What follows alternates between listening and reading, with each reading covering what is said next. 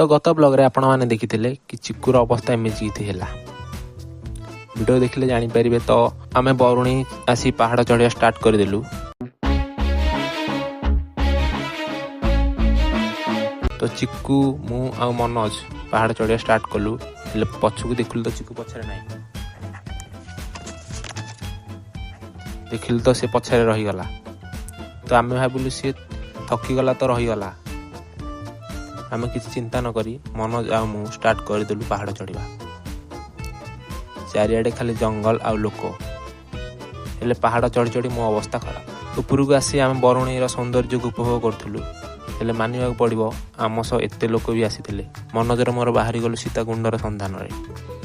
कुहा जाए माता सीता एठरे स्नान करुथिले।